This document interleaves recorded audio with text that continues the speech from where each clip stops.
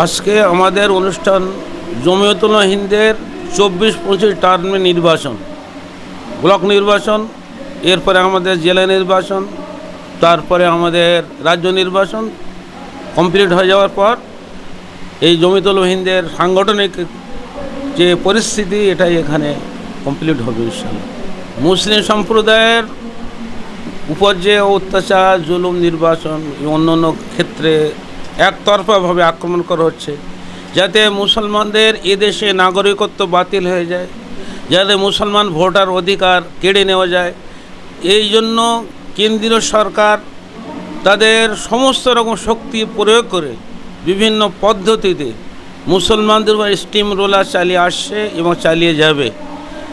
মুসলমানরা যদি একত্রিত হয়ে এককভাবে সবাই জাতি, ধর্ম, বর্ণ নির্বিশেষে যদি এক ছাতার তলে এসে প্রতিবাদ জানায় এবং তারা বলে যদি এই আমরা সংবিধান বিরোধী কোনো পরিস্থিতি, কোনো পদক্ষেপ আমরা মানব না, তাহলে সরকার পিছিয়ে উঠতে বাধ্য।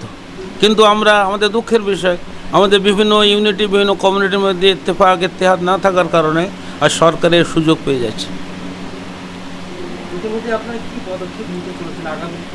ইতিমধ্যে আমরা পদক্ষেপ নিতে চলেছি, কাজ চলছে।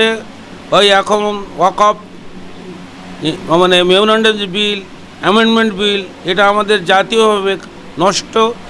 এই ভারতবর্ষের বুকে 3.5 লাখ মাদ্রাসা আর মক্তব কায়েম আছে, প্রায় কোটিখানি মসজিদ আছে আর মক্তব আছে, ওইরকম সংগঠন আছে। তা সত্ত্বেও এগুলোকে অবৈধভাবে হস্তক্ষেপ করে আমাদের মসজিদ মাদ্রাসা ভেঙে দেওয়ার নাম করে চক্রান্ত করে অ্যামেন্ডমেন্ট বিল আনছে। যে এই বিলে আমরা বিরোধিতা করি, এই বিরোধিতা করে আমার ইমেল পাঠানো হয়েছে। এই ইমেলের সংখ্যা প্রায় 4 কোটি লোকের ইমেল পৌঁছে গেছে। এই বিল আমরা মানছি না, মানব না, কোনো হালাতে আমরা মানব না। তার উপরে যদি ওরা নতুন করে আইন আনতে চায়, আগামী আমাদের পদক্ষেপ, আমাদের কমিটি, আমাদের রাজ্য কমিটি, কেন্দ্রীয় কমিটি মিলে আমরা সিদ্ধান্ত নেব যাতে এই বিলকে রোখা যায়, মুসলমানদের অত্যাচার এবং নিপীড়ন যাতে দমন করা যায়, আপ্রাণ আমরা চেষ্টা করব। এদেশে অনেক সম্প্রদায়ের মানুষ আছে, আমরা দেখছি বারবার মুসলমান সম্প্রদায়ের মানুষেরা টার্গেট হচ্ছে, বিপদের মুখে এখন জায়গা। এ বিষয়ে আমাদের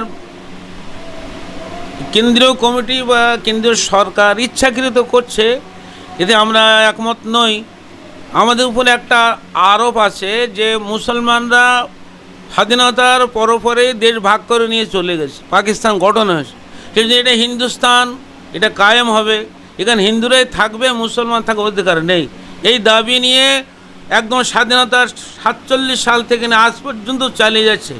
আমরা জমিয়ত উলামা হিন্দ সেদিন সোচ্চারভাবে আমরা বলেছিলাম এ দেশের স্বাধীনতা আন্দোলনে আমাদের লক্ষ লক্ষ ওলামা, সাধারণ মানুষ, হিন্দু মুসলিম রক্ত দিয়েছে, তার বিনিময়ে আমরা স্বাধীনতা পেয়েছি। তো এই ভারত ভাগের মুসলমানরা দায়ী নয়, তার তথ্য আমাদের কাছে আছে। তার মধ্যে দায়ী জাতীয় কংগ্রেস দায়ী, বল্লভভাই প্যাটেল দায়ী, অন্য অন্য জাতি, জওহরলাল নেহরু দায়ী, এবং অন্য অন্য আরও সব জাতি দেয়, আর মোহাম্মদ জিন্নাহ দায়ী। তো দায়ী এই যখন দেশ ভাগ হয় সেই নির্বাচনে 29-14 জন ভোট দেয়নি, 29 জন কমিটি ভোট দিয়েছিল, ভাগ হয়ে যায়। এতে মুসলমান আপ্রাণ বিরোধিতা করে এসেছে, এখন আসছে। সেই জন্য সেদিন আমাদের দাবি ছিল ভারতের আপামার জনতা, হিন্দু, মুসলিম, শিখ, ইসাই, তাদের রক্তের বিনিময়ে ভারতের স্বাধীনতার সূর্য উঠেছে। আমাদের এমন সংবিধান হওয়া দরকার যে সংবিধানে বর্তমানে ভারতের 140 কোটি নাগরিকের ধর্মীয়, শিক্ষা, বাঁচার অধিকার, ইন্ডিয়ান ভারতীয় হিসেবে তারা বসবাস করবে। এই লড়াই জমিয়তুল উলামা সেদিন থেকে করে আসছে, আজও করে আসছে, আজও এবং যতদিন দেশ থাকবে ততদিন তারা করবে। আশা করছি আমাদের এই আন্দোলনের ফলে এই ভারতবর্ষের 20 কোটি সরকারি হিসাবে আমাদের হিসেবে বেশি নাগরিক মুসলিম, তাদেরকে এভাবে তাড়িয়ে দেওয়া যাবে না, তার অধিকার খর্ব করা যাবে না। প্রয়োজনে আমাদের যা কিছু কুরবানি দিতে আমরা কুরবানি দিতে রাজি আছি, তবে এই পরিস্থিতি আমরা হতে দেব না যেটা হিন্দু রাষ্ট্র হয়ে যাবে আর হিন্দু সংবিধান তৈরি হবে ভারতে সংবিধান তৈরি করার ক্ষেত্রে, এবং এই সংবিধান ধর্ম নিরপেক্ষ। বাবা আম্বেদকর যে সংবিধান তৈরি করে গেছেন, আমরা এই সংবিধান সংরক্ষণের জন্য জীবন দিতে আমার প্রস্তুত আছি।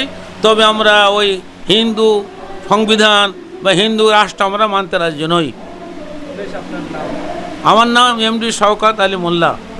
আমি জেলা জমিয়ত উলামা হিন্দের সাধারণ সম্পাদক।